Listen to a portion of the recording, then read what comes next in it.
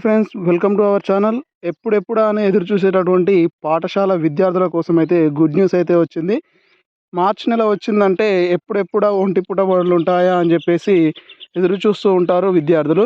ఎందుకు అంటే హాఫ్ డేనే అంటే మార్నింగ్ సెషన్లోనే స్కూల్ ఉంటుంది కాబట్టి ఆశగా ఎదురు చూస్తుంటారు.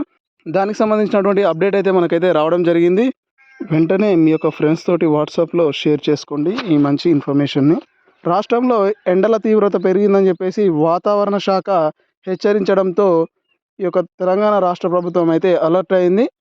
సో ఒంటిపూట బడులు తెలంగాణలోని అన్ని రకాల స్కూళ్లకు ఒంటిపూట బడులను ప్రారంభించాలని చెప్పేసి విద్యాశాఖనైతే ఆదేశించింది ప్రభుత్వం. సో దీనికి సంబంధించి ఒంటిపూట బడులు వచ్చేసి మార్నింగ్ 8 నుంచి 12:30 వరకు ఈ యొక్క స్కూల్స్ అయితే రన్ అవుతాయని చెప్పేసి వాళ్ళైతే తెలియజేయడం జరిగింది.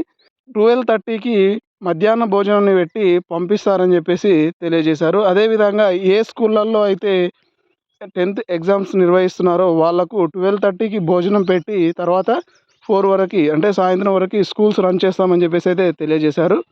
10th పరీక్షలు ముగిసిన తర్వాత యథావిధిగా ఉదయం పూట తరగతులు నిర్వహిస్తామని చెప్పేసి రాష్ట్ర విద్యాశాఖనైతే పేర్కొంది.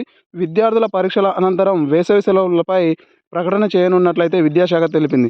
అయితే ఈ యొక్క ఒంటిపూట తరగతులు రాష్ట్రంలోని ప్రభుత్వ, ఎయిడెడ్, ప్రైవేట్ స్కూళ్లకు ఏప్రిల్ 23వ తేదీ వరకు ఈ యొక్క ఒంటిపూట బడులు నిర్వహించాలని చెప్పేసి విద్యాశాఖనైతే ఆదేశించింది. సో మార్చ్ 15 నుంచి ఏప్రిల్ 23 వరకు అయితే ఒంటిపూట బడులు అయితే ఉండనున్నాయి. తెలంగాణలోని అన్ని రకాల అంటే ప్రభుత్వ, ప్రైవేట్, ఎయిడెడ్ స్కూళ్ళకైతే ఈ యొక్క ఒంటిపూట బడులు అయితే కొనసాగుతాయని చెప్పేసి రాష్ట్ర ప్రభుత్వం అయితే తెలియజేసింది.